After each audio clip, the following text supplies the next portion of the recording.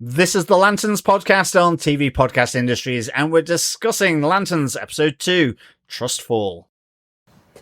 It is pretty much exactly what it looks like. But in my defense, I wanted to talk to you about this at the meeting, and you shushed me. You're killing me, Jordan. You know that. Just a slow, painful death. There's more going on here than you realize.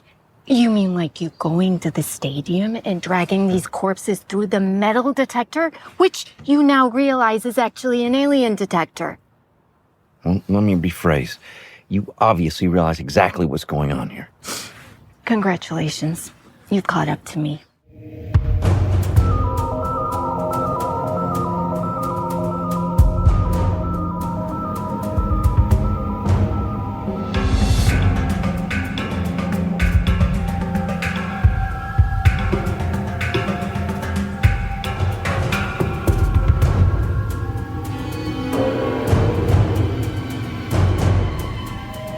Welcome back, fellow Lanterns. This is the Lanterns podcast on TV Podcast Industries, and we're talking everything to do with Episode 2, Trustful, from this first season of Lanterns. I am one of your shining hosts, John. I am one of your other hosts, Derek.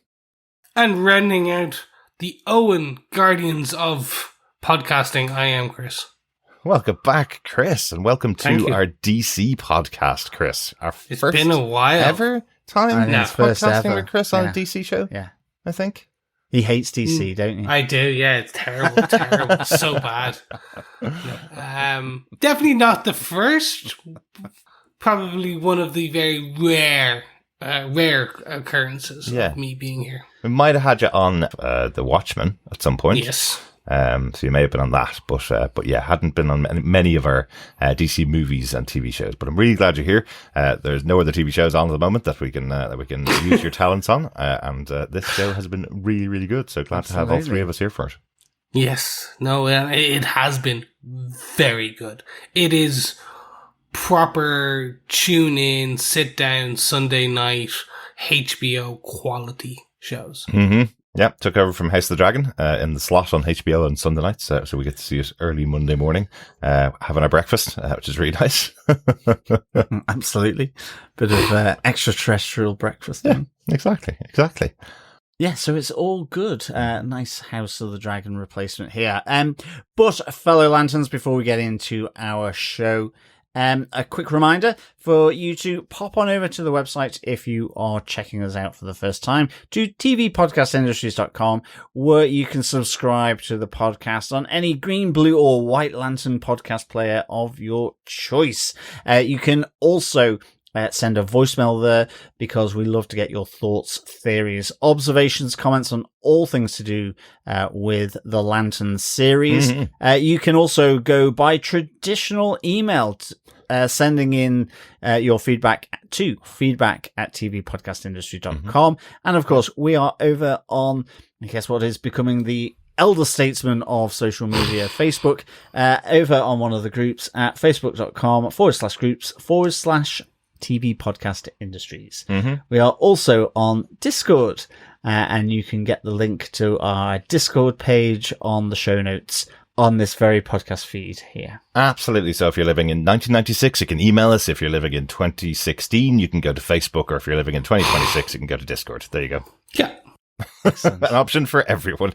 Also a reminder, the second question in our Rushville Redneck Bar Quiz is coming up later on the podcast after we've gone through all of the show. That's not a redneck, John. That's a northern Englishman. No, it's not. It's West Country. West Country. Well, it's still northern. Yarp. No, it's Western. Blimey, Yarp. This movie, this show is pretty much a Western as well, isn't it? So maybe it was the right choice. Yeah. Exactly. Great stuff. I think we need to get into the podcast about Lanterns Episode 2, John. Yes, let us get on with our spoiler-filled discussion of Episode 2, Trustful. Derek, what are some of the episode details. Well, we've mentioned it last week. The showrunners for the show are Chris Mundy, Damon Lindelof, and Tom King. This episode was written by the showrunner Chris Mundy, along with Vanessa Baden. Vanessa was an actress previously and worked on most episodes of Kenan and Kel. You may recognise her face if you go and check her out on IMDb. She also wrote episodes for The Morning Show and The Terror as well, and she'll be back for the next episode of this show, Lanterns, as well, in the writer's room for the series. The episode was directed once again by James Hawes, who we mentioned last week. He directed the first episode of the show and worked on Black Mirror and Penny Dreadful. Lovely. And, yeah, loads of other great shows. Yeah, I was thinking that Vanessa, the morning show sounds like breakfast TV, and then going into The Terror, which was the thing about the ship, wasn't it? Was that? There was a couple of different seasons. It's an anthology show. Oh, okay, grand. The Terror. So, but the morning show is about, the people that work on breakfast TV. It has Jennifer Aniston in it, I think. And excellent. Reese Witherspoon? Reese Witherspoon. Yes, it's the Apple show that took away those two massive actresses from my view, and I haven't seen them in about 15 years. Exactly. Or 5 years. I wondered where they'd gone to, and now I know. Apple TV is the answer, TV. always. Yes, the one thing we aren't subscribed to. Exactly. It's your fault, Apple TV.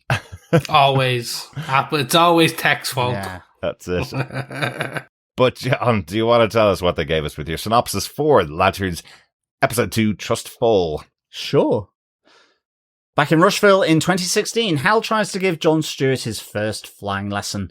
But when John creates an actual bird and drains the power ring, Hal tasks him to go to Coast City to retrieve his charging lantern and keeping the created bird alive throughout the trip.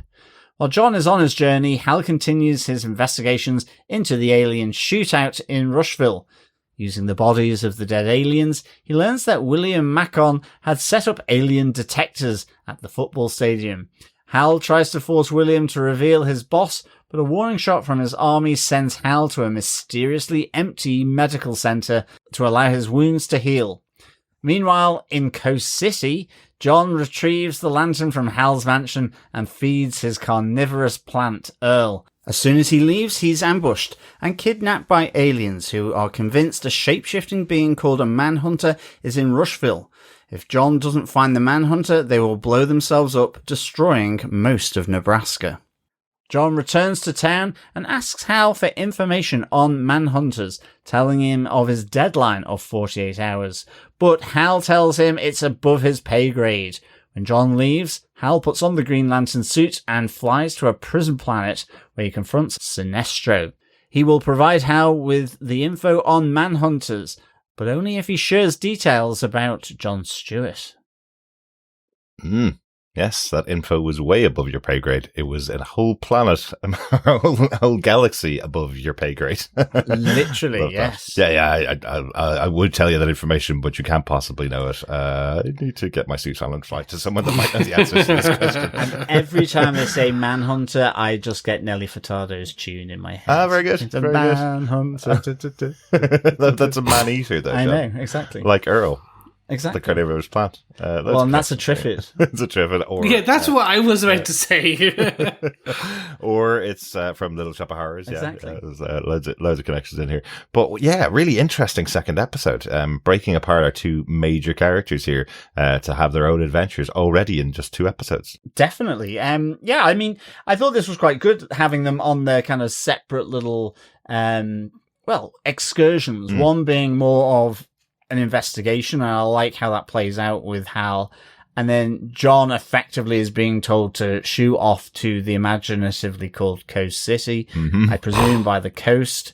Absolutely.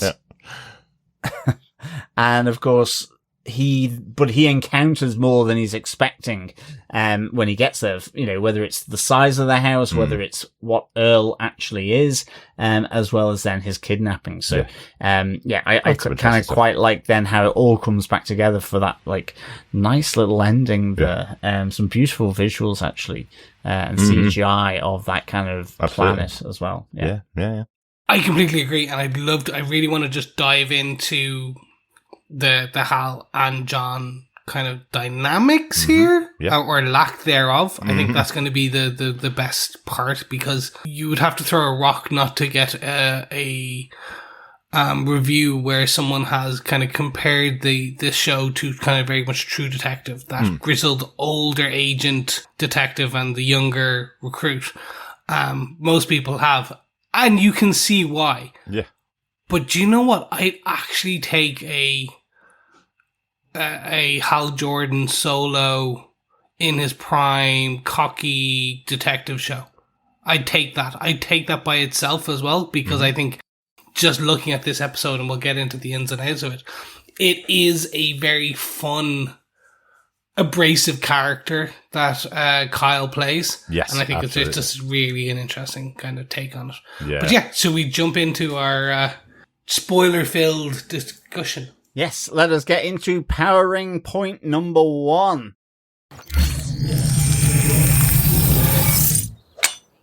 For it's a flying lesson, not a golf lesson. Yes, we have the flying lesson. I'm gonna have to edit those out every week because I forgot to edit out the what sounds like a golf hit. But that is a good one. Yes, but that one can stay in. that one can stay in. please. I'll leave that one in. of Please course. let that one in at least. Yes, we're on to our powering point number 1, flying lesson. Yeah, Chris, you mentioned the relationship between John and Hal, and this episode opens, and you don't really know, because last episode had 3 different time periods. We were going, is this John when he's a kid and his dad's doing some more training on him? Where is it? Where are we going to be? It doesn't tell you what city you're in, and it's just a bucket of water thrown over the head of John to wake him up as Hal walks in to take him out for his flying lesson. You know, this guy is an absolute a-hole to John from the moment this starts, and it gets worse, I think, during this flying lesson. You know, he gives him the ring. He tells him just to imagine you're flying.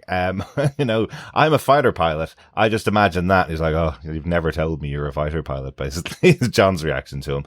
And John doesn't fly. There is a moment where Hal thinks he's going to fly. Hal steps much further back, if you notice, than just in case he explodes off the pad, effectively. But it turns out John creates an actual bird. It was hilarious. Mm-hmm. It was either going to go one way or the other. It was that he wasn't going to fly, which he doesn't, or he was going to really show Hal up. Yes. I do hope by the end of the series he'll probably fly. That's the assumption I kind of get. Yeah. I do like that dynamic. This dynamic of like, it's just ingrained. Mm-hmm. Like, everyone else just had to learn this kid, like on the job learning. Yeah. You're the only person who's ever kind of been a rookie on this and trained post without a ring. So I don't know. I think fly and I fly. Yeah. Just do it. And I think that there is an element of cockiness from Hal on this, but at the same point, like, we do know that, like, he just, like, Abensor just sought him out and got the ring, and that was it. Yeah. He didn't have his own Hal training. He didn't have a handover, certainly. And again, you know, we don't really know how it's going to be handled in this universe and how this version of Hal continued in his experience. He's been a Green Lantern for a very long time and knows how to use the powers, and he has got a connection with the people who created the rings. In comic books, there is a whole training regime that every Green Lantern goes through once they get a ring. We don't know whether this Hal ever went through it, but he certainly doesn't like the fact that John is trying to get the ability to use the ring before the ring has been given to him and before Hal has died. He certainly doesn't like that at all. And we kind of find out by the end of the episode, he really doesn't like the fact that this guy created a bird using the ring for the second time ever. This is a very, very difficult and very, very impressive thing that he's done. And Hal and John only finds that out because somebody else tells him. Hal was never going to tell him that. I mean, I think this opening is just really great from the dysfunctional relationship, because I mean, what we do find is that across this episode, whether it's through the alien interrogation of John, or whether it's, as you say, from John finding things out or not from Hal, it's purely dysfunctional. Yeah. You know, right from the get-go, John is saying, well, why are you suddenly coming in to train me when we have a case to investigate? Yeah. And Hal then immediately just takes the opposite point of view, but you wanted to fly, just kind of really in his face. So this purely dysfunctional relationship really screams throughout this, and this separation, because ultimately here Hal is just wanting John out of the way so he can continue this investigation in essence on his own. Yeah. It's even taken to the effect of, well, and whilst we're over there, well, we need the lantern because we've got to recharge this ring. He's already bought him the flight tickets, knowing that he probably wouldn't be able to fly. And I love how John Stewart looks when he's trying to take off, that kind of notion. Where I guess if he did actually take off, that would be the pre-CGI takeover from it. But it would look really good. And you're right. All of a sudden, at this moment, he creates a bird instead of flying. And I kind of like that. Actually, you don't really understand the significance of this, but it builds over the course of the episode. So really here, the only thing you have to go on is Hal kind of giving a bit of a look about it. Yeah. But in the end, he just treats it as another training that, just keep the bird alive whilst you're away and bring it back. It's another part of the errand for John, along with feeding Earl, picking up the lantern and so on. So this is just a really great opener that sort of solidifies this like dysfunctional relationship, but also shows how dysfunctional it is as you move through the episode, as all these different little snippets come on board to fill, the narrative here. So it's really good storytelling. Yeah, because we learned that the impossibility of John Stewart keeping this bird alive is what Hal is fully aware of. He shouldn't have been able to create it in the first place. It's massively complex. It's a being that's alive, which is not something that he's ever created by the sounds of things. And he tells him, don't you dare come back here without that still alive after I send you to my house, basically. So he's tasking him with something that's absolutely impossible when he doesn't even know about it himself. And I mean, it was all there because even after, in my notes, it was like, hang on, the bird's still around after he's taken the ring off. Yeah. Technically, by rights, it shouldn't happen. My feeling is that the law of Green Lanterns would be, it wouldn't still be around. But that's what we assume, yeah. Yeah, no, exactly. Yeah. So, I just really, really enjoyed this. And I loved how it kind of just branched this episode, this opening. Absolutely. And just one other thing I want to add into this conversation about the relationship between Hal and John. It's kind of brought in by Zoe Macon, the woman that John slept with in the last episode. When he meets her, when he comes back to town, he's taking a moment for himself, having a little bit of a breather, and they have a conversation.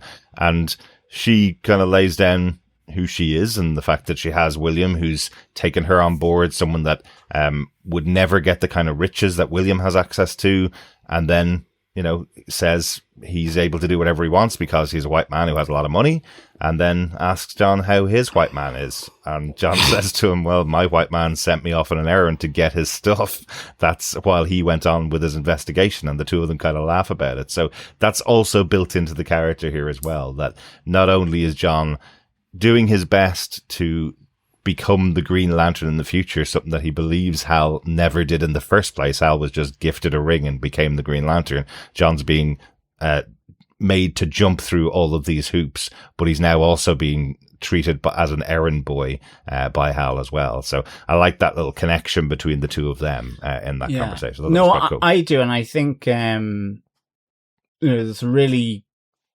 it's kind of a good convergence back, both John back in Rushville, but also with Zoe, because it's some really good conversation between the two of them, because it's not that he just sent him on an errand, but he wanted him out of the way. And that in reverse is John Stewart sort of talking to Zoe and opening saying, but I'm trying to decide if I trust him. Yeah.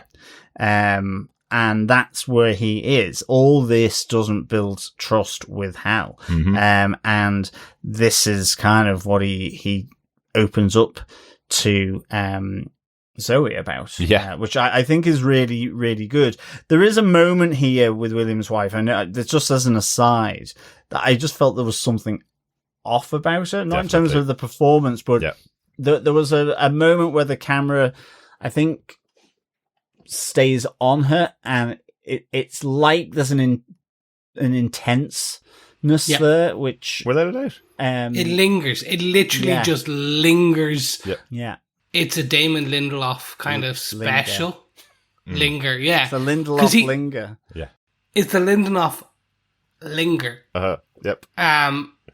We had it in Watchmen, we had it in a few other shows, like, where it's just like, hey, we're not going to tell you why this character is slightly important. But Well, I think the fun thing, we mentioned it in the first episode, there's something about her character that she walked into a room, she spewed all of this information at John and got loads of information out of him. Here, if you heard the conversation, John, you mentioned that he said, I don't know whether I can trust him. You missed the response from Zoe, which was, well, if you have to ask the question, then you can't possibly trust me. You go, hang on a second, that seems to serve your purposes. Yes. What are your purposes? Agreed. And there's a big question that overhangs this entire episode, which I'm sure we'll get to in the investigation, which is, who of these people is the manhunter?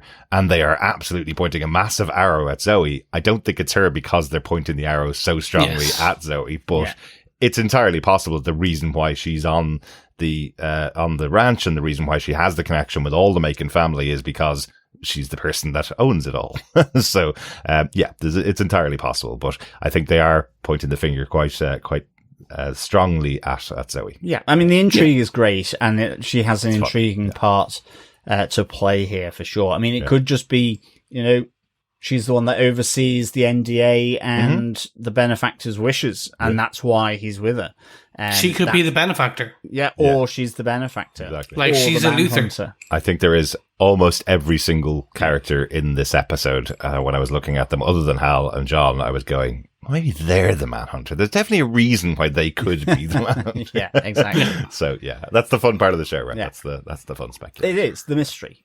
Just to close out on Zoe, the interesting thing, and I think the reason they're pointing so directly at her, is she was there for the whole original conversation with Hal and John in the bar. When John first slept with her in episode 1. Yeah. She was there listening, and she was not completely out of focus. So it was that kind of like a half focus on her in the background at all times. Exactly. So we didn't know who she was, but yeah. But when you look at it, when you watch the episode for a second time, now knowing you're like, oh, okay. So she is being designated as someone who knows a lot, is able to get information. So if she's not a benefactor, she will be someone. Absolutely. I don't think she's the manhunter. I think it will be that she's Argus or some form of governmental oversight, something. Maybe. She will have connection to this. And I think that's why she's able to get John to spew so much.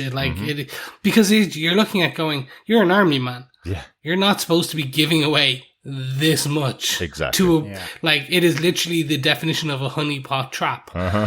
Yeah. So, but he's adrift, because he's got the trust issues with Hal, and to be honest, I mean, the only other person, say, in town where I'm kind of thinking, it's certainly not William Macon, because he slept with his wife. Yeah. And the only other person in terms of the sheriff, he was trying to trample all over a jurisdiction. Yeah. And that just how that played out. So in a sense, at the moment, he's a little bit kind of, this is the person who literally he's latched onto.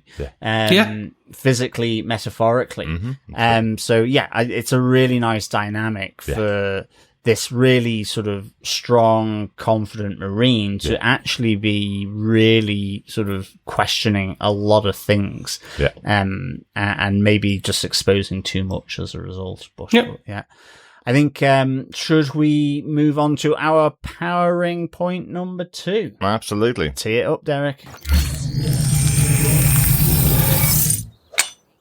I think it's time for the links with our trip to Coast Yes, City. indeed. The links course. The trip to Coast City. Yeah. This is where we really are focusing on John on his own. And we have some really interesting aspects here. I think, some of the comedy elements is for sure where he's like speaking with Hal saying, well, how much do Green Lanterns get paid?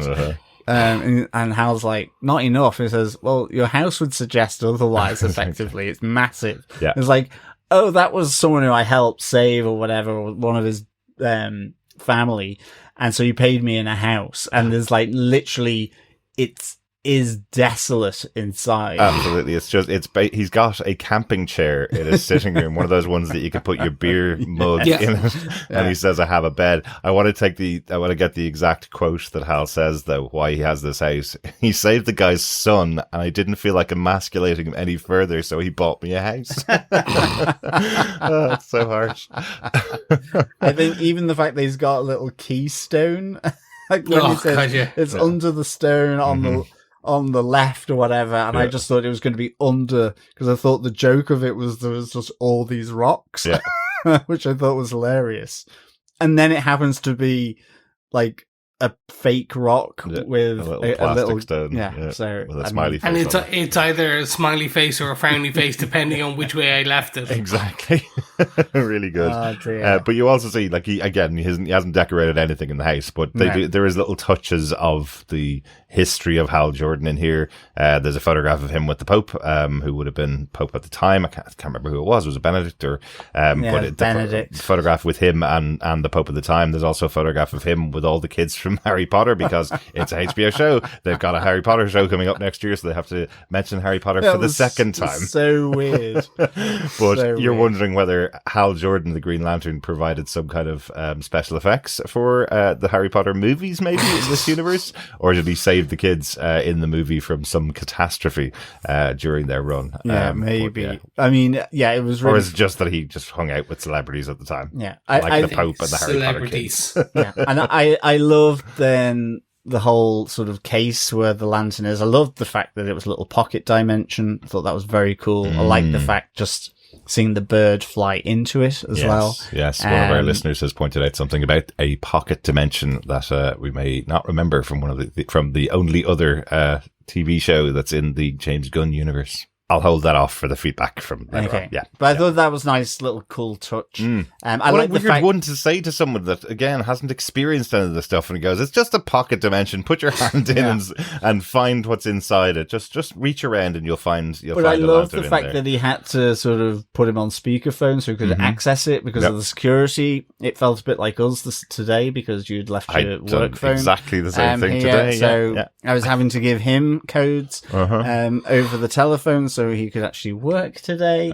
No, it was just a very specific thing I needed. It wasn't to work. I was like, oh yeah, this stuff can happen. It does happen, yes. I loved the way it was even just up to the elbow. It was all the way up to the shoulder, and then there was a specific cling. Yeah. He just hit the metal. I found that fun. I do like the overall, again, this is that kind of, we know that in this James Gunn verse, kind of, that there's been years of metahumans, and like we saw that in the Hall of Justice, in Superman, Absolutely. that there was that mural of just kind of throughout time of all these different people. Yeah. And I do like that Hal is just cynical now. Yeah. Like, it's just like, you can see, he met the Pope, he met the stars from Harry Potter, and he probably was at a red carpet event because he was one of the first superheroes, and just he was and we saw him on the first episode where he was interviewed on 60 Minutes. So I like that he's like just like almost like a down and out, jaded down and out, just kind of Hollywood star. Yeah. Like I know people are making connections to Watchmen, but they seem to be making weird connections as if it's really like the TV show, The Watchmen.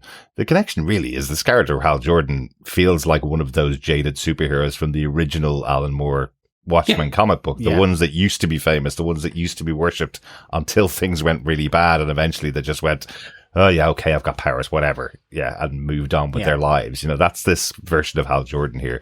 And I guess it must be a really weird thing knowing that there's someone waiting in the wings to take over your job. The second you die, that ring disappears off to find someone that's someone in the galaxy that is able to do the job as well or better than you are, which is something he knows, and he's been doing this a very long time. But yeah, he's a very jaded character, and I think that is definitely inspired in some way by the Watchmen book by Alan Moore.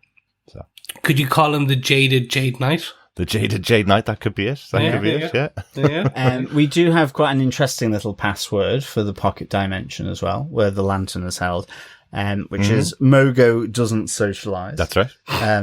Which, I love that. Yes, we were watching, the Emerald Knights, the animation? Yeah, it did lead us down the path of finding out what the hell does this mean. Oh, it's a segment in this 2011 animated movie. We'll watch that right now. And we watched it, and it was really interesting. And it was Nathan Fillion who was voicing Hal. That's right. Who we'll see later on in this season on Lanterns. It'd be interesting to see him there, but I didn't know he used to voice the character of Hal Jordan. It's a one-story movie, 5 parts, telling you about different lanterns in history, basically. And one of them is Mogo, and the segment's called Mogo Doesn't Socialize. And the reason he doesn't socialize is because he's a massive planet. He's an actual planet that is a Green Lantern. So what a cool little touch to have Hal Jordan use that as his password, because it probably is one of those stories where you go, there's no way there's a planet that has one of these rings. There is. That stays in your memory forever, right? So, absolutely. Yeah, great stuff. Yeah. I mean, and then I think the other thing here is, just for reference, he does find all of Hal's uniforms, some a little more armored than others. Yeah, that is just because I said last week that the Green Lanterns usually get their costume, their suit from the ring itself and can have it whatever way they want to. And Hal had made the comment that, it really rides up and he doesn't like wearing it because it's really uncomfortable. And I was like, what's he complaining about? He can just shape it whatever way he wants to. Not in this case. In this case, no. It's an actual suit that he has to put on. So, very different. I'm glad about that, really. Yeah. Because then the ring can be used for things like bottle openers and birdies. Yeah, and if the ring falls off, so does the costume. Yeah, exactly. Which wouldn't be fun. So I think this makes sense to me. I think the other interesting one, and I to be honest, with sort of investigating Mogo, I didn't really investigate any backstory around Earl. So not a clue, other than it is a carnivorous plant. So I was thinking, Triffid, Day of the Triffids type thing, or Little Shop of Horrors, something that's come down from space. I was absolutely singing "Feed Me, John Stewart," like "Feed Me, Seymour" from Little Shop of Horrors. Yes, indeed. I love Earl. It's a cool little character. I like that John. It's like, okay, well, I guess that all makes sense now. And he doesn't, he's a bit freaked out for a second about what the hell is this thing eating the meat. But he does kind of get into a moment and talks to Earl, as if he's like, oh, stupid old Hal. He must have found this on some planet somewhere. And of course I've got to take care of him now. It just falls into routine with it very quickly. Yeah. Earl for me is the one where I'm very curious about. Yeah. How it's too weird of a thing to be a one-off, it means whether it's, I'm hoping maybe it's, I don't know. Even if the payoff is like flash forward in episode 6 to 2026 again, and it's John Stewart and Earl, but this time Earl is. Did you guys ever watch the Harlequin show? That's Earl, and he's going to have like a talking plant Earl. That is exactly what I was thinking of. That's what it was reminding me of as you were talking. I was going, maybe it's the talking plant from Harlequin, but Poison Ivy's house. Maybe it's that. Yeah. That's why I'm kind of hoping, like, we'll just have this deep, deep voice, Earl, going, "Oh no, Hal's gone." It'd be great. It'd be great. Yeah. But the other big thing that happens in Coast City is that the aliens come to take out John Stewart. They kidnap him from outside the house after he's gotten the lantern. It's a really interesting one, isn't it? Like, he gets kidnapped, he gets knocked out, thrown in the back of a van. But they are still very careful. They still make sure that his bird's been taken care of, and they still make sure that he has his bag with the lantern in it when he gets taken away. Because, well, we find out later that they want to actually talk to him and they want to recruit him into their plan, effectively. So. Yeah. I mean, ultimately, they're quite reasonable, I think, to some degree. Yeah. They're not torturing him. They're literally laying out their reasoning. Yes, they've kidnapped him, and I think that's where you think, oh, okay, I like the fight. I like all that action sequence. I do think he's got quite a distinctive run, shall we say, old John Stewart.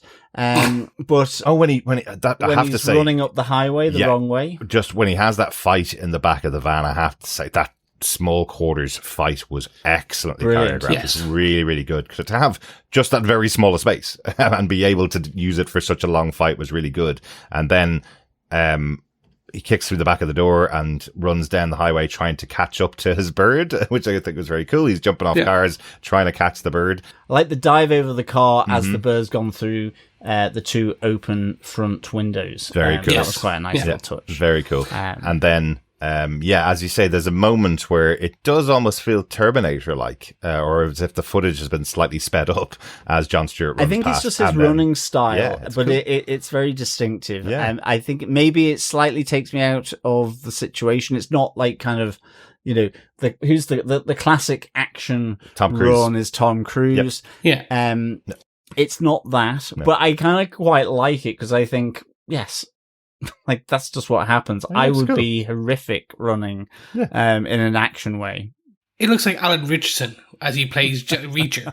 He said, your frame is too big to be running at that speed. Yes, that's exactly it. And I think the whole issue was, I think they did speed up the alien chasing him because obviously he had some kind of quite high jumps, and they gave that extra pop of sound effect when he would kind of smash John into the ceiling, and it's like just showing you that he's a bit powered, different, compared to John.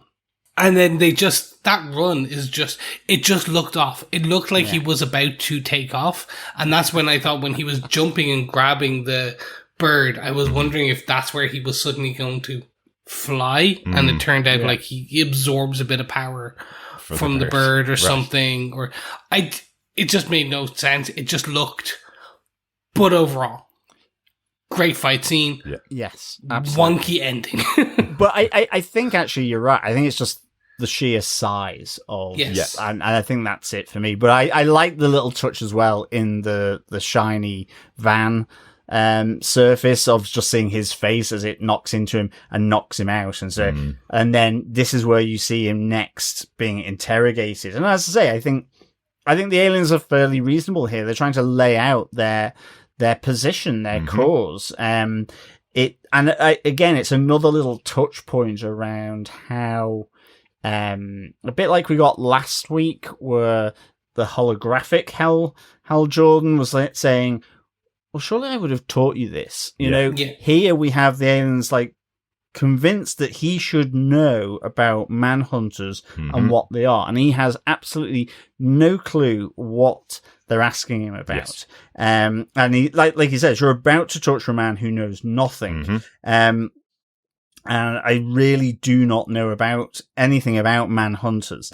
And this is when you realize that the aliens here have now. We don't see the footage that they effectively project into his mind of their species being consumed, destroyed by the manhunter. But I just love how that plays out with the guy. This is how a society is destroyed. This is what you're going to view. I don't need to try and convert you. I just need to show you because you don't know anything about them. This is what they do. But it is also, setting it up around Rushville that manhunters can hide in plain sight as synthetics. They're able to create, and they're able to go and pass as anyone. There is that interesting little moment that they say as well, that by taking on human form, they can be killed just like a human. Yes. Because, yes, they could go in and set off all their sort of exoskeletal kind of explosive devices. Exactly. But, well, that's their plan. If John doesn't help them out, they will go in 48 hours and they will set themselves off and blow up basically half of North Dakota. And they're that powerful if all of them arrive there. But a really big distinction being made here between the aliens, who can present as human, and a manhunter who can be anybody in that town. So that's the big distinction between the two things. The manhunter could be anybody and could change shape into anybody else.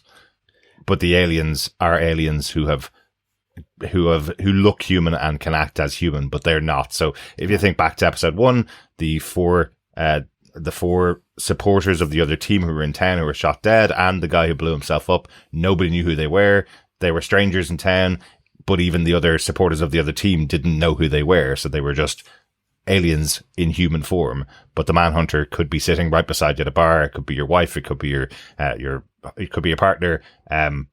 Could be a friend, but you don't know who they are. The manhunter is taking that shape. So really big distinction between those two factions that we've now got. Kind of cool. Yeah, and we also know that the manhunter has been there for years at this point. Yeah. And by the end of this episode, we're led to believe it's been there since pretty much Abensor brought the manhunter there. I do wonder. I do wonder who these aliens will end up being. Is that something that we will find out? Or will we get that flashback? Will we get those information that John has been given? Yeah. Is this essentially setting up some of the other lanterns, different coloured lanterns? Well, yeah. Is this setting up some of those? Yes. Or just some of the other lanterns. Are they presenting as reasonable because, relatively speaking, they are, but actually, they're also potentially not to be trusted? But it adds more context and layers to Wayland's interrogation, where he says, this is about vengeance, because you do have, you have that lead alien saying, the collective loss of our society will be with you for some time. He's like, see how a manhunter destroys your people. See it, John, he says.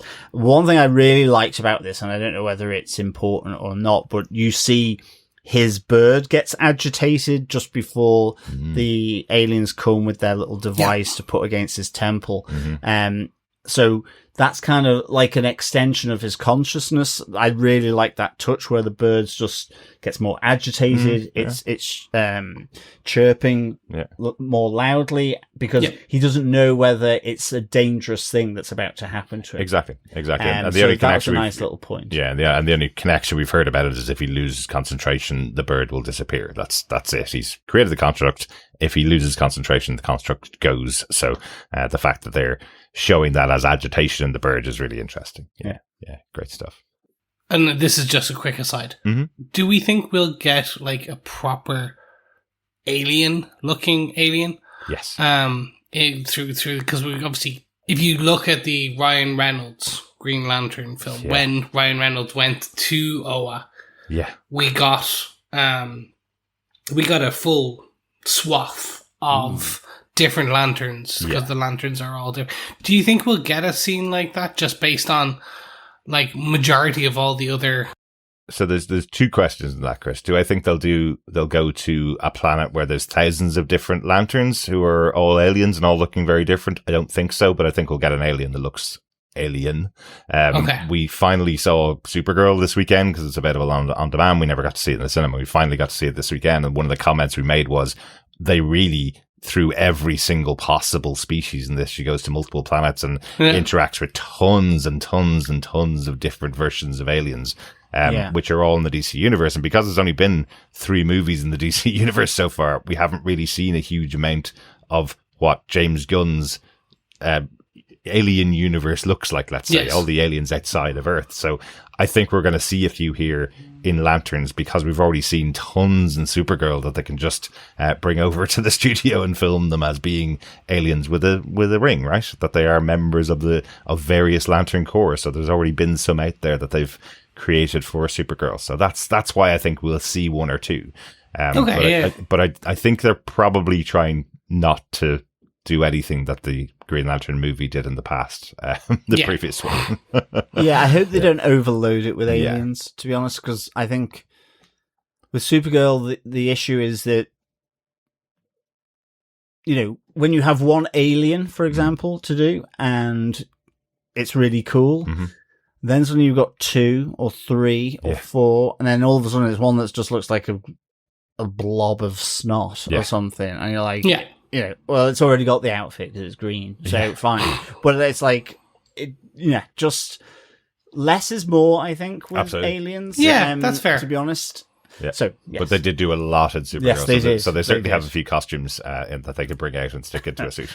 Agreed. Yeah, that's fair. That's fair. Would work. But we leave this with, as I say, with then with the aliens effectively saying you've got 48 hours, otherwise we're going to go in and blow up Rushville, because there is this mortal enemy residing in Rushville. Yes. So, that's where it's left, and I think John heads off home. And in the meantime, I think this brings us to our power ring point number 3. Yes, the other big part of the episode, in our big 2-hander here, we have the Rushville investigation, as Hal has kicked John out of the town, so that he can do his own investigation and not have to answer any more questions. Which is, again, another great moment from the opening of the episode where he's being asked what you're going to do. Yeah. I'm just going to sit here and enjoy it. It's a real big dick move, really. It is. Yeah. I really enjoyed this part. They just seeing Hal go into the town, going to see him, and then he's like, oh, no one. I did wonder, and you do wonder what's going on. Absolutely. Because there is no one about, and I'm like, oh god, is the whole town actually aliens? You start going, all the usual, could it be?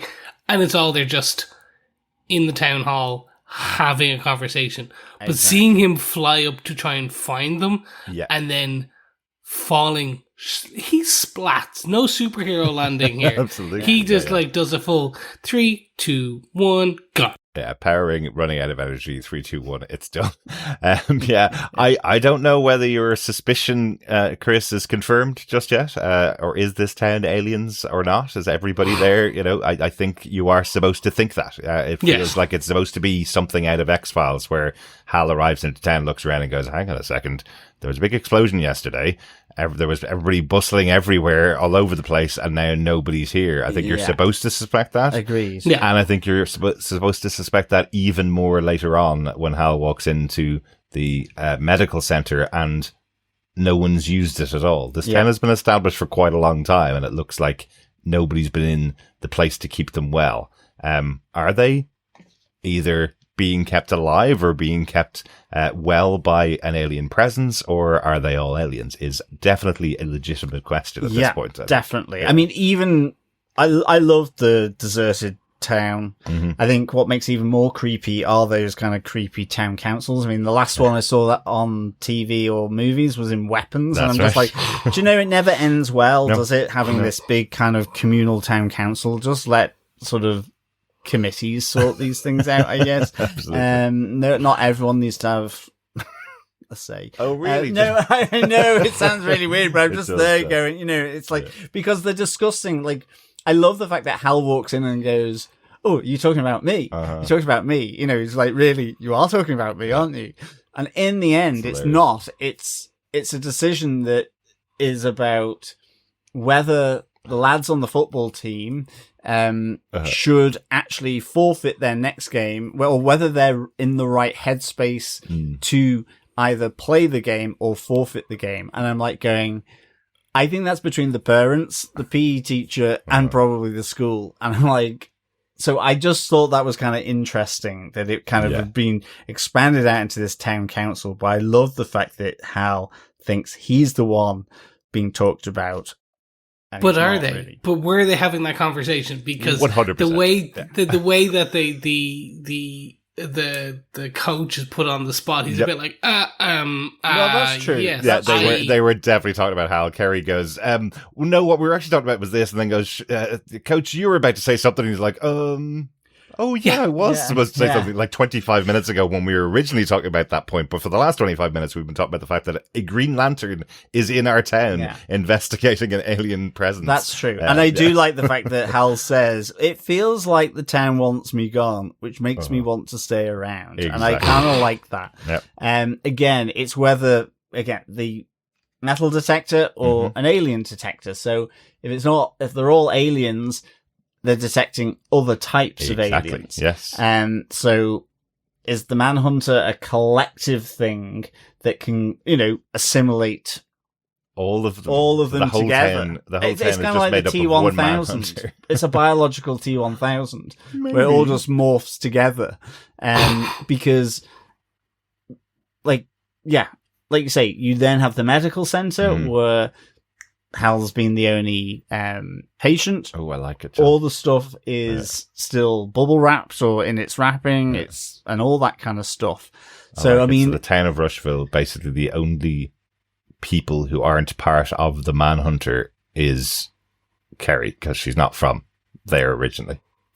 Exactly. Maybe. There you go. Can I give you my pitch? Go. So, Macon keeps talking about how colonizers have come in and they took over and they weren't prepared.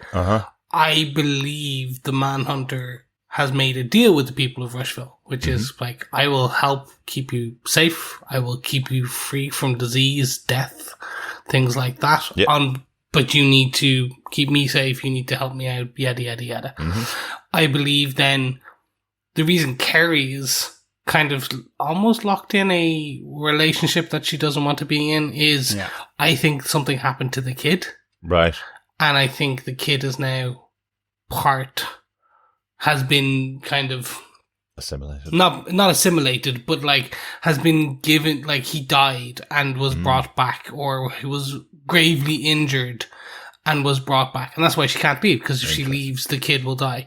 So once you go to Rushville and you take in some of the Manhunter technology, you stay.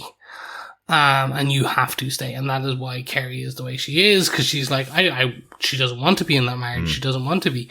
And it could also be why we see that Zoe is with Macon. She doesn't want to be there. They don't become part of the deal. Basically. She's become part of the deal, and I think that's going to be somewhat of the piece that we kind of hear about. It's that kind of like they made a deal with the devil, and the devil is the Manhunter. Exactly. But it's keeping some of them happy. Yeah, I think and it's potentially, small town. None of them want to leave.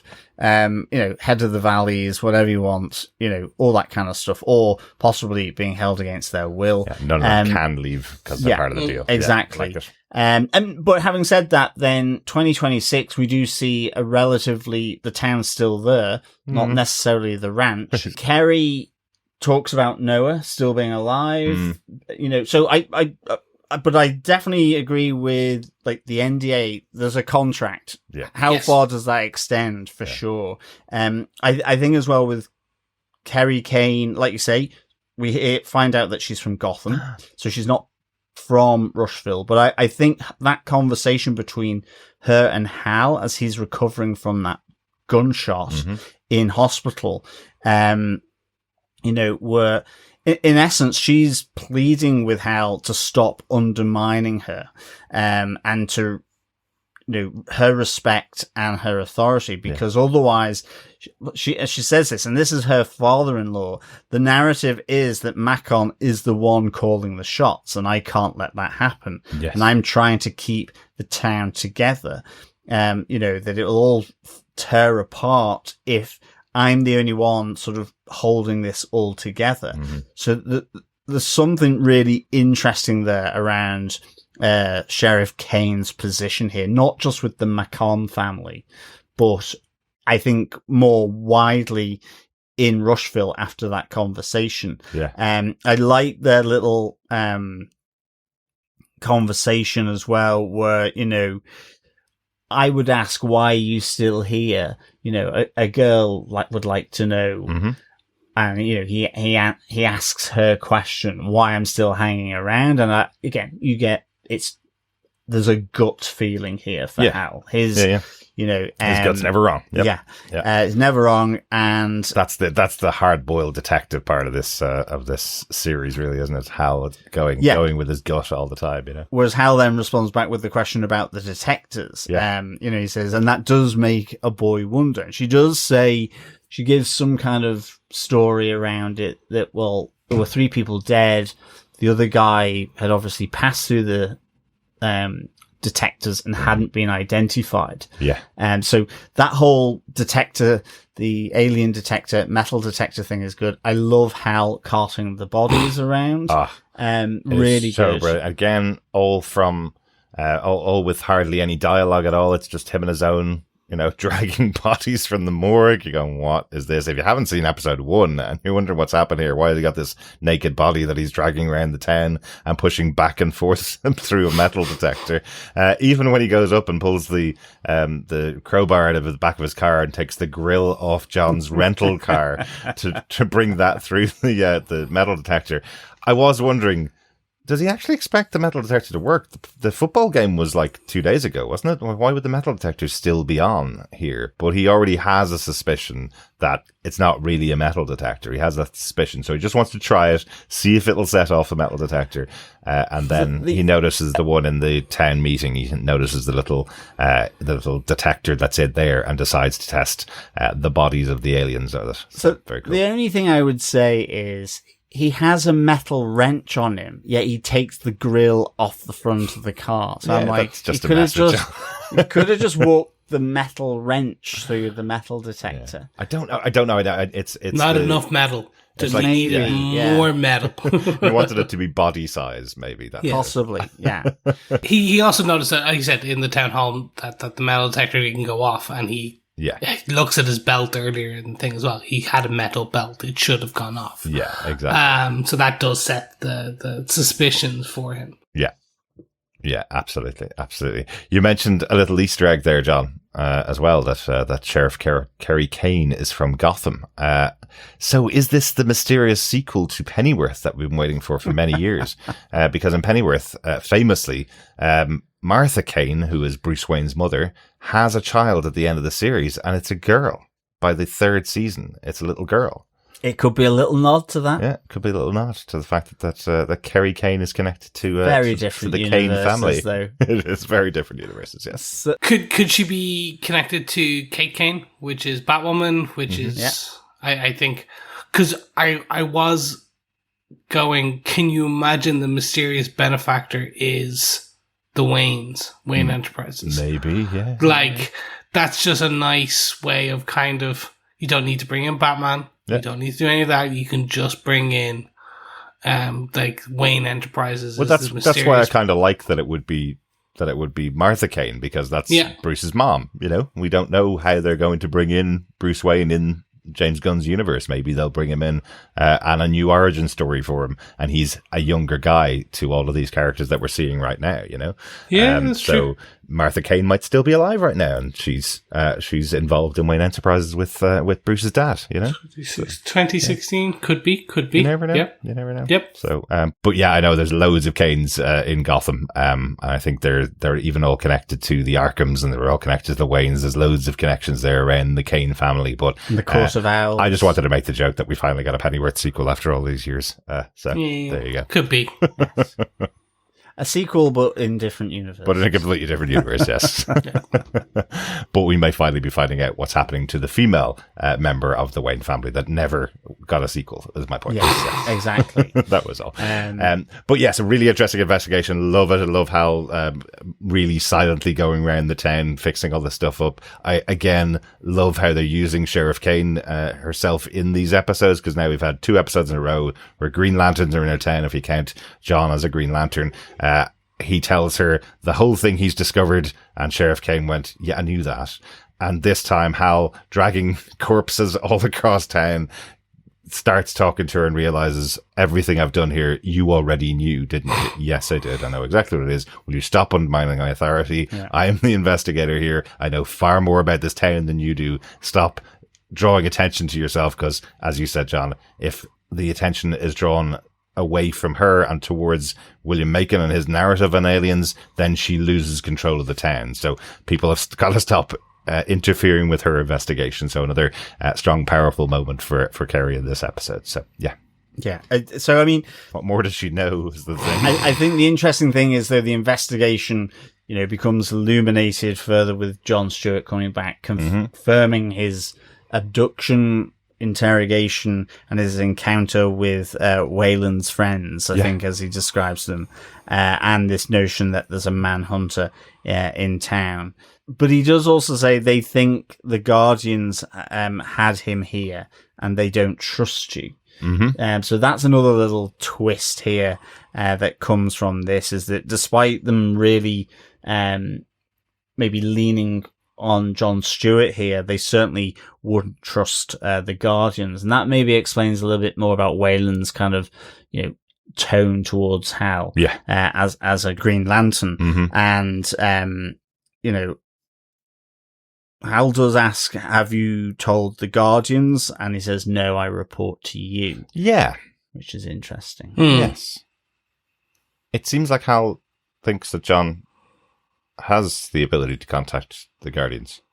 Yes. And I'm still not sure if he does. I'm still not sure if this story that John has said, that the Guardians chose him to take over from Hal, but even though Hal's not dead yet, I'm still not sure whether that's his father concocted that story and has made it sound convincing enough, or he's not. Been told it since childhood. No, I mean, sorry, to Hal. Has John's father concocted the story and made it to be able to be presented to Hal? Has Hal lost his connection with the Guardians? Is that why he's asking, has John been in contact with them and told them all about this?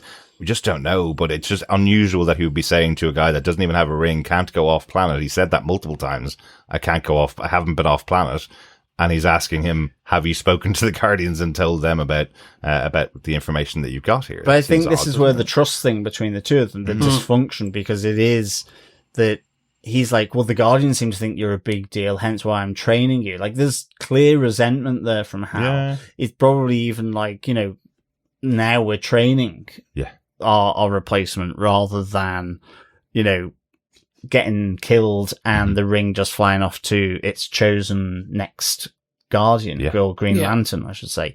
So I think it's just a nice dynamic, but you're right. I think hopefully it will come out over the course of the episodes, but at the moment, it's a good source of friction and tension between these two. Absolutely. I do wonder, because at the end we are introduced to Sinestro, because Hal goes off. Absolutely. And we do get an interesting kind of back and forth, but I do wonder if there is tension now between the Guardians, Oa Guardians, and the Green Lantern, or Hal, because we're told Hal saved the day. So Hal brought down Sinestro. He put him away. I'm wondering if there's more to that story, and the reason Hal very quickly goes, did you tell the Guardians? Because he's like, well, I don't trust the Guardians. The Guardians lied about XYZ. Maybe. And there's more to it than that. And that would be a great way to not have to go to Oa and show 1,000 aliens with with Green Lantern rings, wouldn't it? If he's broken off connection with them and has he's just the protector of that sector on Earth and hasn't actually been out talking to the Guardians. That'd be kind of cool.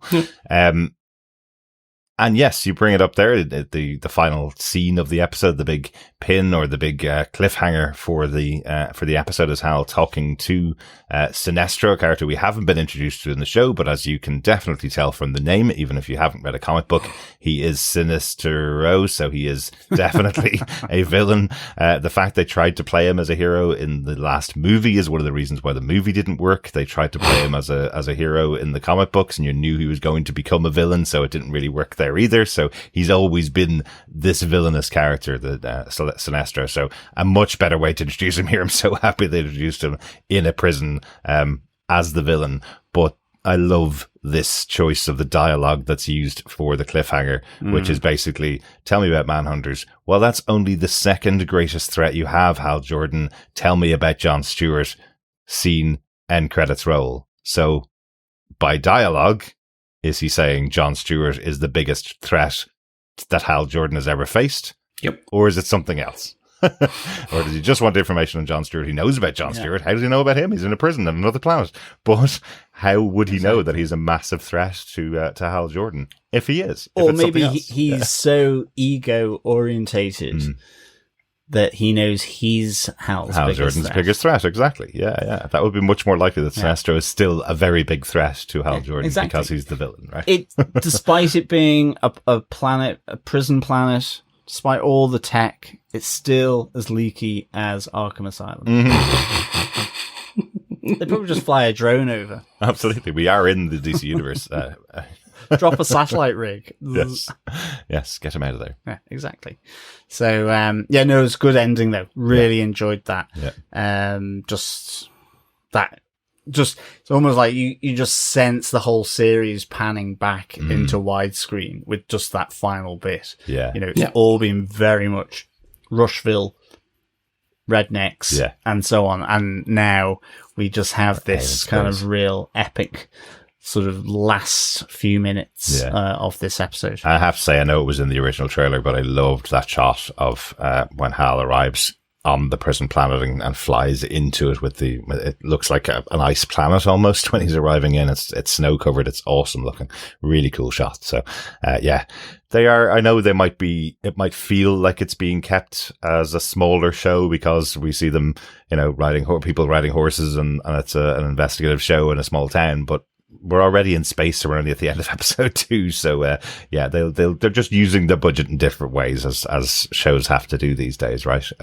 But yeah, you could think if you watched one scene of House of the Dragon and they're standing in a castle shouting at each other, you might think that's a small show, and then you see massive battles with huge dragons. So they just use their budget slightly differently than a movie would.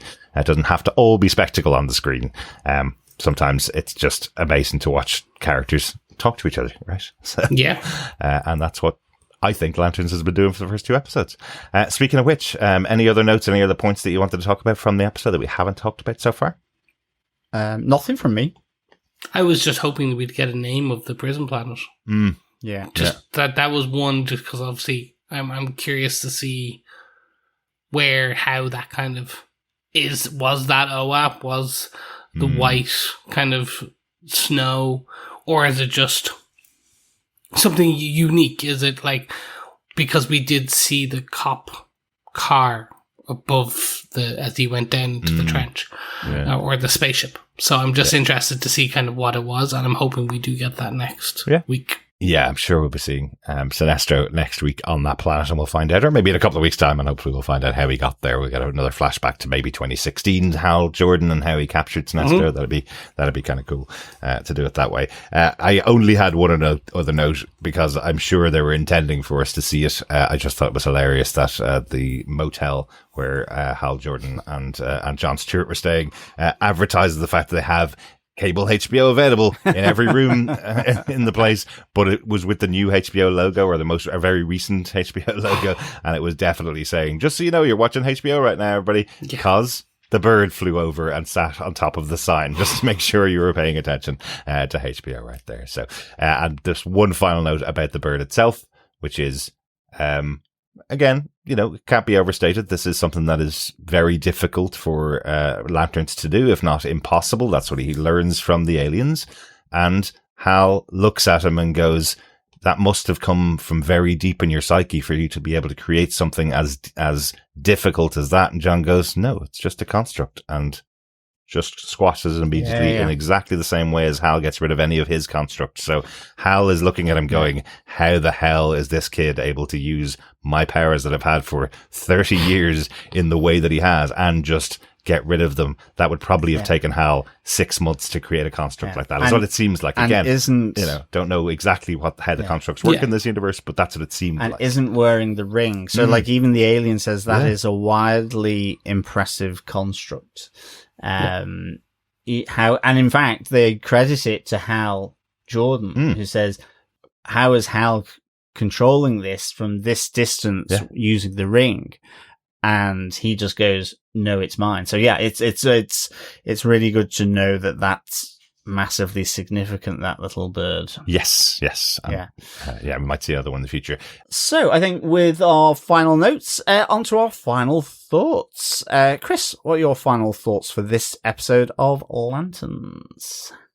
Really enjoyed it. Just, it's a great way of pulling it all together. I think, Derek, you said it best at the beginning, where it's talking about how they are teasing each episode very much with that kind of, this is prime time Sunday viewing, and you need to be here next week to find out what happened. And they're just doing that so well.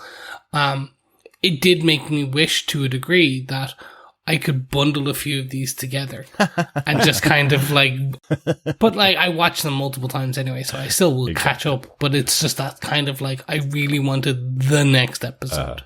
And I do sometimes miss that first Amazon Prime Video kind of release schedule where we get at least 3 just to really sink our teeth into before it goes weekly.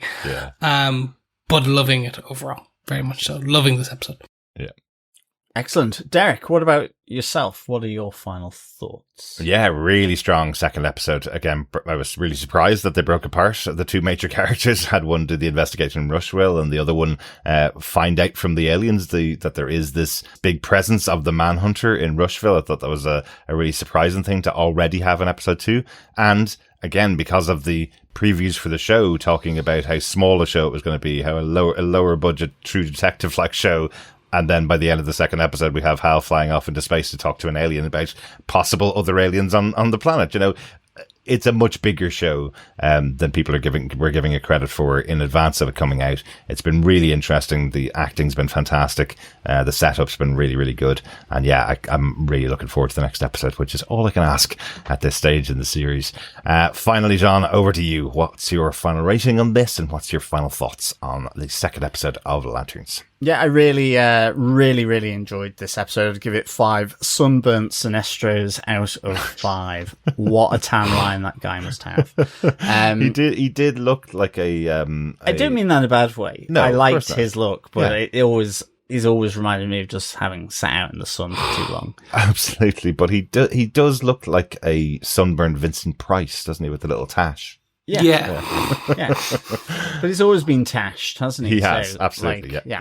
I just really enjoyed this. Again, I think just the central mystery is really engaging. I mean, it's almost to the point of, I wish I hadn't known about the Manhunter. And I'm wondering, well, is it a bit of a red herring as well? Is it something where whatever's going to go down is going to go down by middle of the season? Because again, even just with the 48-hour timeline, suddenly it feels like it's really concertinaed. Absolutely. From what the aliens have said. So just really enjoyed this sort of the splitting apart, coming back together, just that it illustrates the gap between these two people.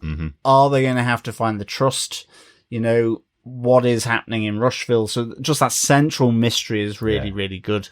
And I think the ending, again, just so far, they have nailed the landing on the endings to just have that impetus and intrigue moving across the week for the next episode.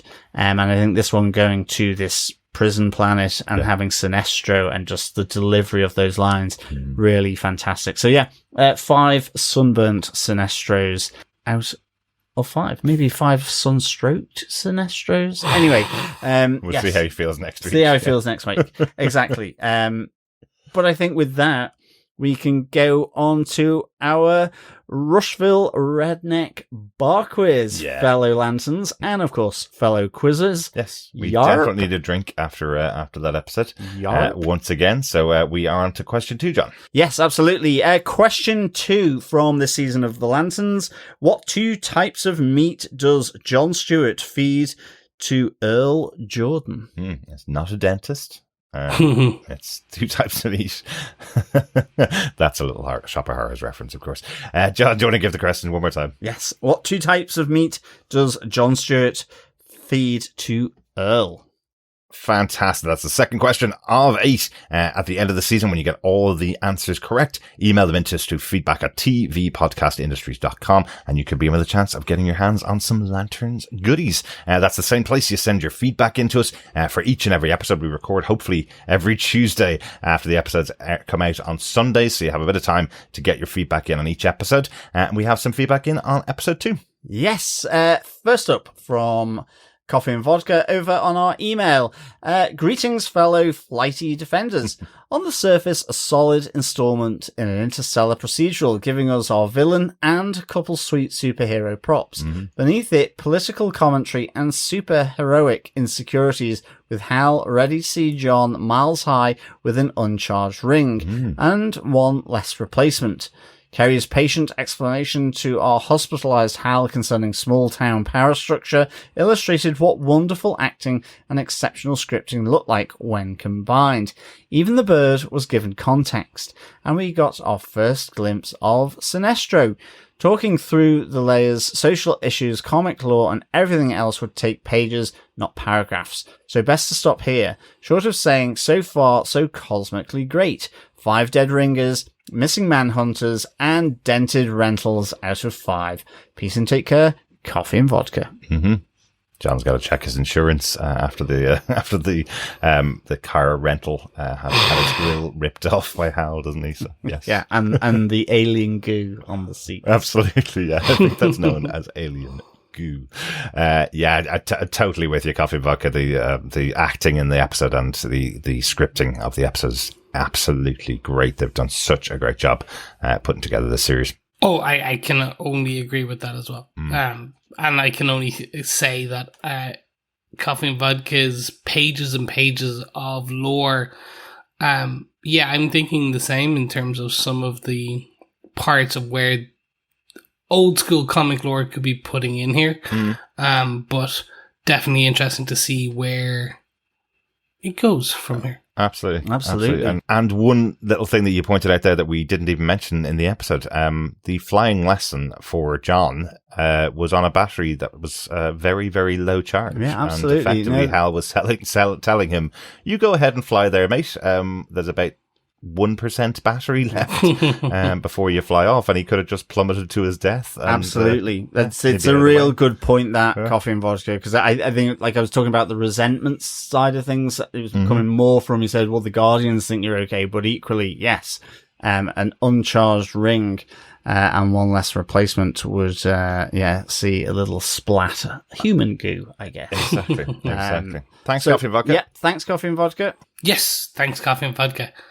Over on Facebook, we also got some feedback from the one and only Harvey Locast over on facebook.com/groups/TV Podcast Industries, where he had this to say. Hey guys, loving the show so far. As a Nebraskan, I thought it would be fun to let you guys in on some of the accuracies of the show.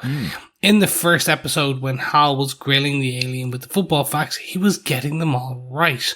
In the second episode, when Hal says to the sheriff, I swear to Tom Osborne or whoever you worship, is dead on. 2. Tom played for and later became head coach for the Nebraskan Cornhuskers from 1973 to 1997. He was so popular that he was elected as a state representative in the US House of Representatives. Mind you, this is college level football. And just to reiterate the vastness of this, judging by the star on the sheriff's coat, the closest big town to where they are would be Scotts Bluff. The Huskers play in Lincoln. It's a 6+ hour drive, and that's just in one state. I went to school up in that area, and I live in Omaha. It was a 10-hour trip one way. So yeah, even high school football in these small towns is everything. Thanks, Harvey. Yeah, Friday Night Lights very much kind of showed me back in the day that like these small town college football, these small town high school football kind of towns, it really is huge. It is your kind of bread and butter. It's the lifeblood of a lot of these small kind of social elements of the community. Exactly, and that's the in-joke here, isn't it? That's where Kyle Chandler got his massive break. That's why he's so well known all across America, is because he starred in Friday Night Lights for 5 seasons. If he got one iota of football knowledge wrong in these episodes, that's, I think, probably why they chose football knowledge to be the thing that Hal talks about in that first episode. I think it's a little nod back to his most famous role, but yeah, you're totally right. I lived in the US for a while, and yes, college football, massive, especially if you live miles away from the central state where the NFL football team is playing. Your local college football team, or even your local high school team, is absolutely massive. You've got nothing else to go to on a Friday night, right? Yeah, so, absolutely. Yeah. Loving these Nebraskan insights, Harvey. Indeed, because I was like Tom Osborne, I was like thinking, that's not like a Mormon character, is it? Where it's like, it's another kind of religious offshoot. So I'm glad because I didn't really bring it up at all. So I'm glad you've clarified that. That's really good to know. You worship the god of football, yes. And, I mean, that's long road trips just to go and watch football, for sure. So, thanks so much, Harvey. Absolutely. Thanks, Harvey.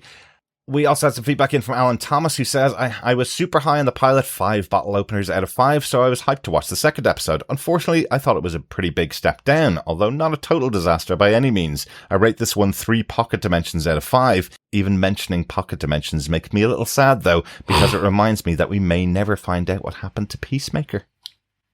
Yeah. Absolutely. John Cena off in another pocket dimension by the end of Peacemaker. It certainly is. But I don't know, there's a little part of me that I'm going, well, we have had this pocket dimension here, and technically what's going on in Superman with the creation of the other dimension as a prison for everybody that wasn't that's true. Doing what Lex wanted. I'm kind of going, maybe we'll have. That's why Peacemaker ended the way it did. You know, maybe that's a little connection to all of these other dimensions where we'll come back together in the future. Maybe he's in there with the lantern sometimes. Yeah, maybe. Unable to make his way out because he doesn't know the password. Maybe it's that. Alan also had some thoughts on last week's podcast, saying, I love the series so far and enjoying your coverage, but I will never understand the widespread preference among so many fans, including you, for Iron Man 3 over Iron Man 2. It's hard to compare with the first film because that's obviously the origin story, but I absolutely prefer Iron Man 2 over 3. And comparing it to Thor 2, oof. Thanks, Alan. Interestingly, we have done 11 years of podcasting and we have done most of the Marvel movies, but we've never covered an Iron Man movie on the podcast here. We've never given our thoughts on what Iron Man 1, 2 or 3 in detail are. We've obviously mentioned them many times, so people are very aware, as Alan is, that for the most part, we like Iron Man 3 more than Iron Man 2. It would be interesting to realise, Alan, that our producer is a Captain America fan. That might be why we haven't done Iron Man. Nope. We started on Avengers Age of Ultron. That was our first ever movie podcast that we did while we were waiting for Gotham to start back up, I think, next season, wasn't it? I mean, if I'm totally honest, I might need to go and revisit Iron Man 2, but it's just... I'm not saying it's a bad film. I'll still watch it. But I think for Iron Man, 1 and 3 are my favourite, for sure. I actually think I prefer Iron Man 3 over Iron Man 1, I'm sorry. Because Iron Man 1's the origin. Yeah, and I knew the origin going into the Iron Man movie, so I was like, they did a great job putting this on screen. Give me another story in the Iron Man universe, but not 2. give me another one. And they gave a great one with Iron Man 3. And again, part of the reason for that is that it's a Shane Black movie, and it's a Shane Black movie in the Marvel Cinematic Universe, something you don't get very often anymore with writers and directors in the MCU, is them coming in, bringing their experience and turning it into an MCU movie. And Shane Black very much did his type of movie in the MCU back then. He was allowed to go a little wild with the characters, which they don't really do as much anymore. And it is Kiss, relative. kiss, bang, bang. Exactly. Yeah. Yes. That's what Shane Black's well known for. But also things like Last Boy Scout and, his all of his Christmas action movies, which Iron Man 3 is. Yeah, definitely. Yeah.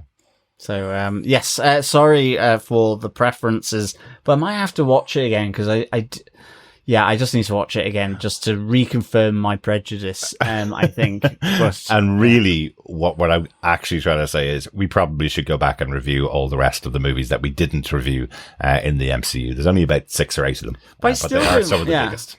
I still don't mind it. I mean, I don't mind Thor 2 either. Yeah. I think it's just the fact that, didn't necessarily hit the mark, but I still don't mind Thor 2. We've had to watch that many more times because it's been incorporated so much into the MCU. We've actually probably seen Thor 2 more than we've seen Iron Man 2. Yeah. Yeah, but Iron Man 2 has hammer time, so you gotta love it. And it has a lot of Nick Fury in there. And Mickey Rourke, that's the reason why I really was looking forward to it. And came away going, he was okay, but Justin Hammer was excellent. Yeah, that is true. That is true. Great stuff. Thanks, Alan. Mm-hmm. Yes, thank you, Alan. Over on Discord, Richard Blaze says, seeing online some criticism of the portrayal of Hal Jordan, but not knowing the character, can't really comment on it. As to the Manhunter identity, I think I pretty much picked everyone apart from Hal or John being the culprit. Not quite as good as the Penguin, but certainly in the ballpark. Great stuff, Richard. Yeah, and like you say, I mean, the Penguin was excellent. Yes, it was. DC TV here, and I think we're getting the same again with Lanterns. I think it's just different for me. But I loved the Penguin.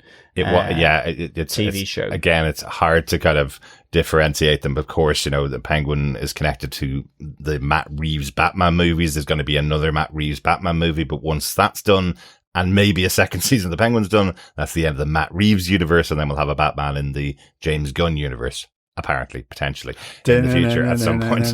But Batman. But The Penguin was an excellent series, an excellent adult series on HBO, but not connected in with the Lantern universe. Yeah. That's kind of the challenge that we have. But really, really good. And yet, just like you, Richard, I spent the entire episode going, maybe that's the Manhunter. She's definitely the Manhunter. Oh, hang on a second. Kerry went off screen and now she's not wearing a hat. She's the Manhunter.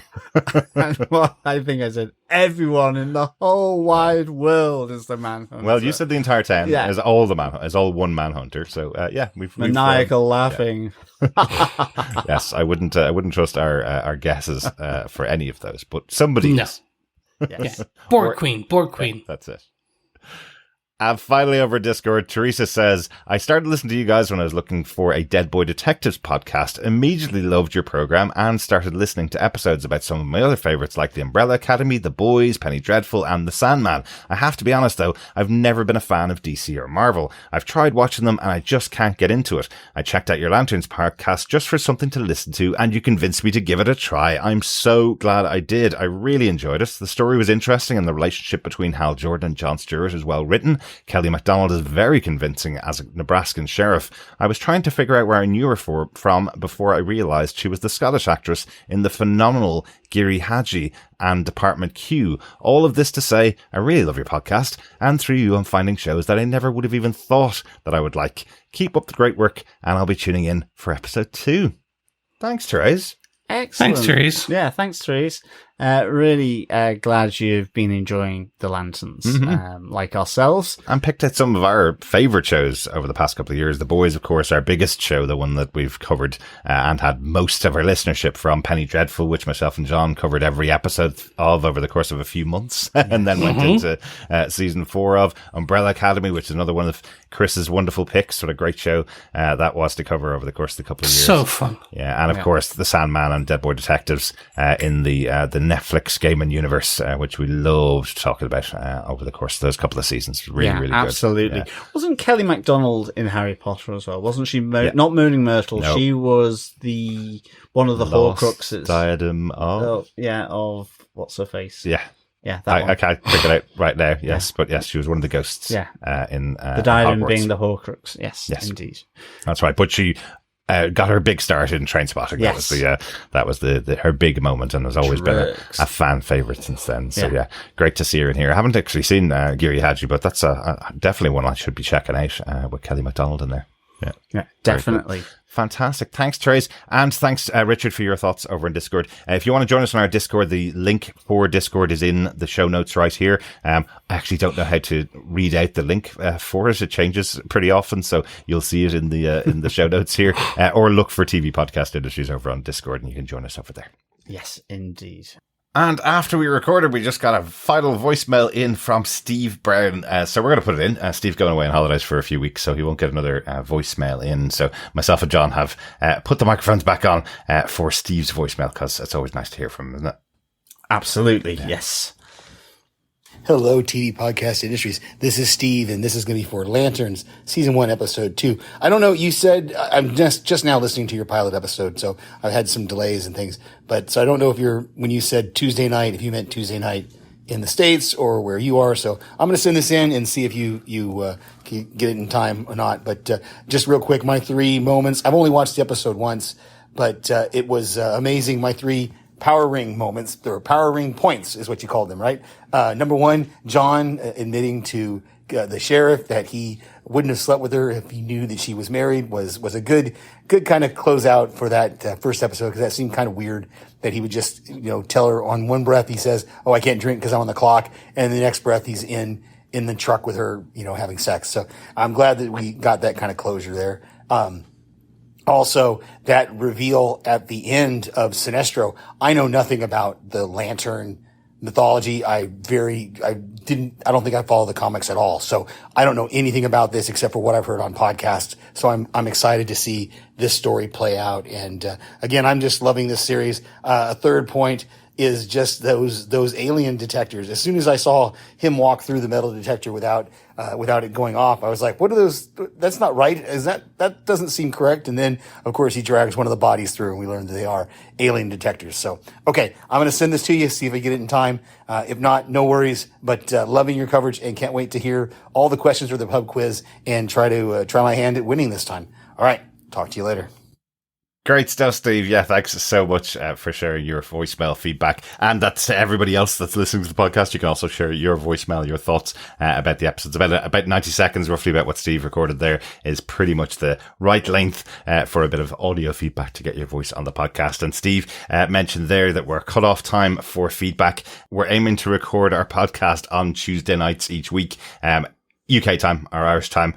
So if you get it in by lunchtime, US this time, you should get it in a time, for our podcast. I think Steve was about 20 minutes after we'd finished recording and suddenly popped up as I was leaving the room. Yeah, no, so absolutely. we had to hear his thoughts though. Definitely. Absolutely. And I loved your thoughts on John saying that to Zoe. I thought it was a good moment in this episode. And you're right. It closes out that kind of whole thing. Exactly. I mean, maybe him saying, well, I'm on the clock right at the start, so he wasn't drinking, was maybe just a way for conversation, because I think then it got a little bit deeper, and then I guess he took his chance. He's an opportunistic love maker, I guess, in this sense. So yeah, that. I'm the same as you. I wouldn't have a clue about Green Lanterns or the Guardians. They're getting better already. Vaguely, Sinestro and the notion that there is a Yellow Lantern Corps and they're evil. It's almost a bit like with the Flash, with the Yellow Flash being the evil one. I guess that's the signifier here. I know he's not called Yellow Flash. No, because they're even more specific in the Flash universe. Again, in DC, they call him the Reverse Flash, because the reverse of a good guy is a bad guy. Yes, well, that's true. That's it. Yes, you're right. It's all flooding back now. All speeding back to me. It's reverse. It's the Reverse Flash. But equally, watching the Emerald Knights, the animation, that was kind of quite useful. Yeah.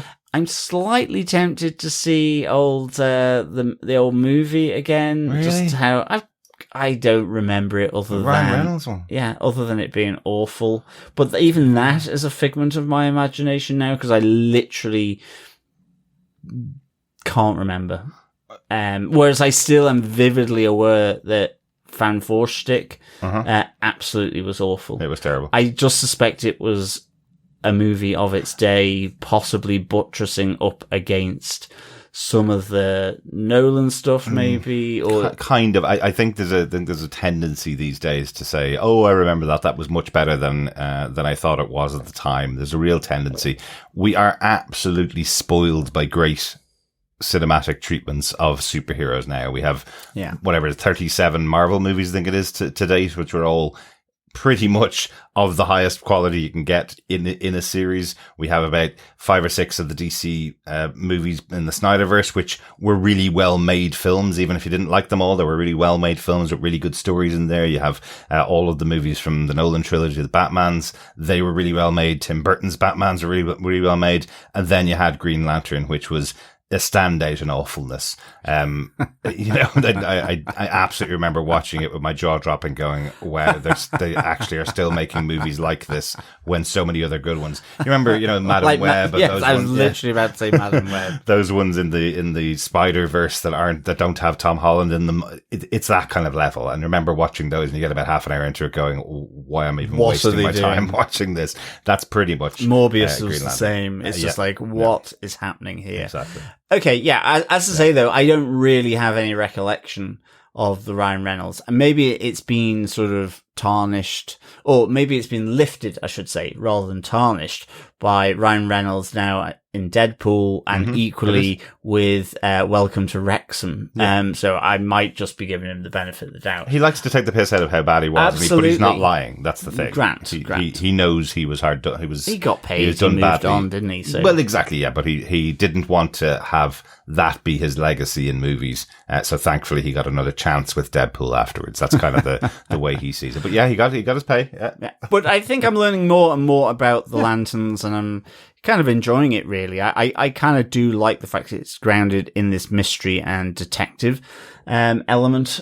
So that's always a positive for me, I guess. So I'm looking forward to the next episodes, and to learn a bit more about at least Hal Jordan and John Stewart, as well as the Green Lanterns. Absolutely, yeah. And you'll be learning alongside us, Steve, as well. So any questions you have, we can always fire them out to our wonderful listeners, our wonderful fellow Guardians, and see if they have an answer for things that we don't know as well. So thanks so much for sending in your voicemail feedback to us. We will hand you back over to say goodbye to Chris. Thanks to everybody for all of your feedback so far. Yeah, thanks, Steve. Thanks, everyone. Yes, thank you so much for joining us, and I can't wait to be back with you next week as well. Absolutely, yes. It'll be great to have all three of us back for the next episode of Lanterns, yeah. Indeed. Please stay subscribed, fellow Lanterns, to the podcast. And, of course, if you enjoy what you hear, why not share it with your friends, family, relatives, grandmas, granddads, I think we used to say. Or a manhunter who's replaced each of them.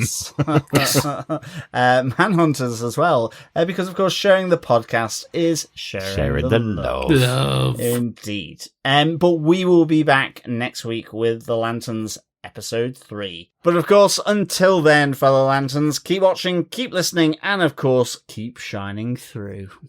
Bye. Bye. Bye.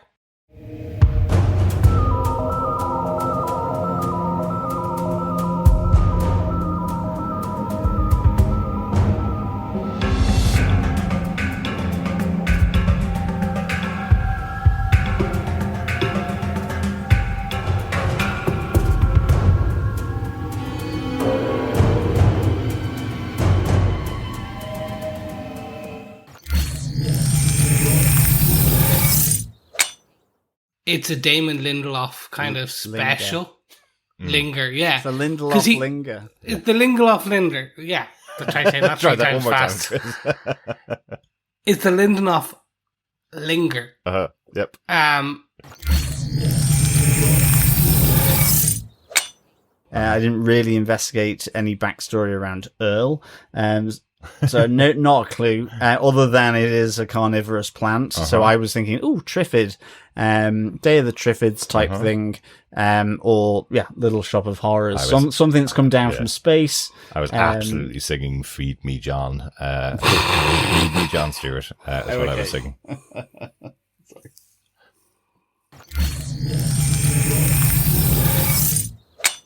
2026, we do see the town's still there, not necessarily the ranch, Exactly. and so is Kelly, and at least she does mention... That's Chris's wife. It's Kelly Kane. No, it's Kerry Kane. Oh, Kerry Kane. I've written Kelly all the way through this.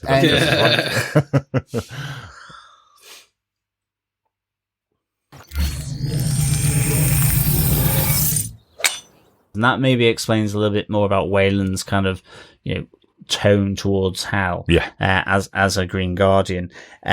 So. As Green Lantern. Oh, yeah. As Green Guardian of the Galaxy. Yes.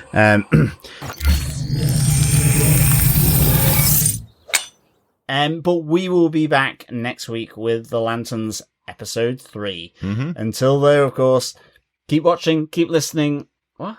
Until though, of course. Until then. Instead of then. You didn't say then. I said until though. I was like trying to abridge it. Yeah. Yeah.